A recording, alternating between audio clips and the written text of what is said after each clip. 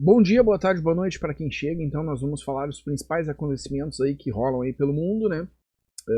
E hoje nós estaremos falando de política, né? E falando sobre o Brasil e este recente acontecimento aí envolvendo o ministro Alexandre de Moraes e vamos dizer assim, seus agregados próximos aí, né? Então acompanhe aí após o break. Breaking news. Hey, yeah, yeah! Yeah, yeah! Yeah, yeah! Yeah, yeah! Oh, yeah! Como todos nós sabemos, as informações que foram dadas ontem, né, à noite, né, e passou inclusive no Jornal Nacional, é de que o ministro Alexandre de Moraes, né, uma das pessoas que vivia falando em democracia, né, e lutamos pela democracia, isso, não sei o quê, mostrou que ele não é nem um pouco democrático em relação aos acontecimentos aí no Brasil e mostrou que ele tem, de fato, um gabinete do ódio, né. E seu gabinete do ódio está programado para perseguir pessoas, e o pior de tudo, isso tem pessoas envolvidas dentro do próprio TSE, né? Então eles estavam perseguindo pessoas, no caso a ala lá bolsonarista, mas não só bolsonarista, entre várias pessoas, que isso foi uma coisa que todo mundo ficou sabendo, isso atingiu veículos de comunicação, atingiu jornalistas, atingiu inúmeras pessoas. Nós tivemos um caso recente aí do cara que foi libertado, né? Porque ele ficou meses na cadeia por causa de uma fofoquinha aí, né? De uma mentira, um grande fake news aí de um jornalista, né? Não preciso citar nome, o pessoal todo já sabe, né? Que disse que ele fugiu para os Estados Unidos, quando na verdade ele nunca saiu do país. E o ministro Alexandre de Moraes simplesmente foi lá e mandou prender o cara. Só que um pequeno detalhe, o cara nunca viajou, o cara nunca fugiu, tudo não passou de um grande fake news, né? E mesmo assim, ele foi mantido durante meses mesmo, preso, que foi uma grande injustiça, né, como todos nós sabemos.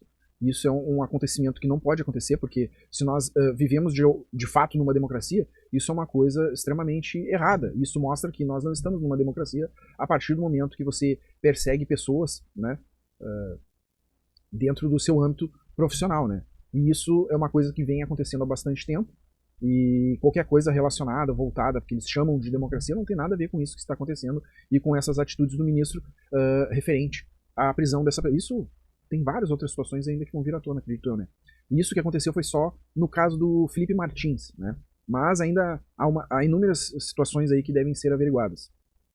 Referente, né, ao que se diz aí, eu fico basbacado, né? Porque esse pessoal aí, tudo que ajudou a eleger o atual presidente brasileiro, né? Inventou aquela porcaria lá de cartinha da democracia.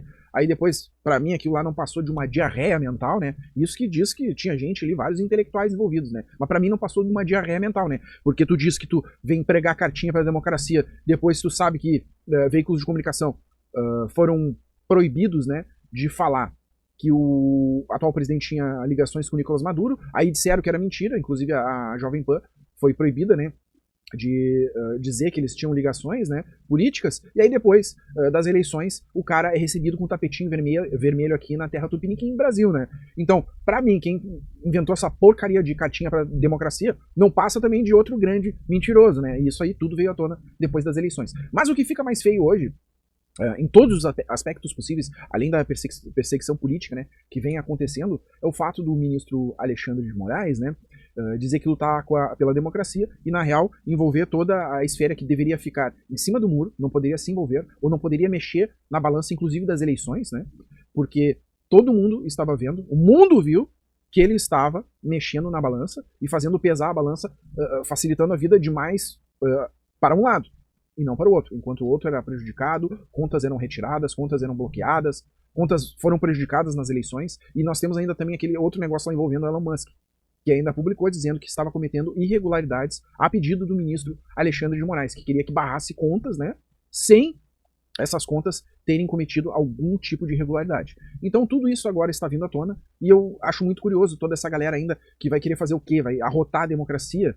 De que jeito? Se nós todos estamos vendo, estamos percebendo, está sendo esfregado na cara dessas pessoas, que isso não tem nada a ver com democracia. Pelo contrário, isso é totalmente antidemocrático, isso mostra inúmeros erros, e eu vejo um ministro da Suprema Corte, entendeu? Usando a máquina pública para perseguir pessoas, usando a máquina pública para prejudicar, né, a oposição, no caso a oposição a ele, né, porque as pessoas com o tempo foram percebendo que esse ministro, ao meu ver, pessoalmente, ao meu ver, não passa de um ditador enrustido de ministro do STF. Isso está por todas as suas atitudes. Se você pegar assim e olhar todas as suas atitudes, uma por uma, e tudo que ele vem fazendo, tudo que ele tem feito, tudo que ele está mostrando para o mundo, poxa, falta de prova é o que não tem. E hoje, a única coisa que eu fico curioso é o porquê da Folha até ter feito esse tipo de publicação, como podemos ver aqui, né?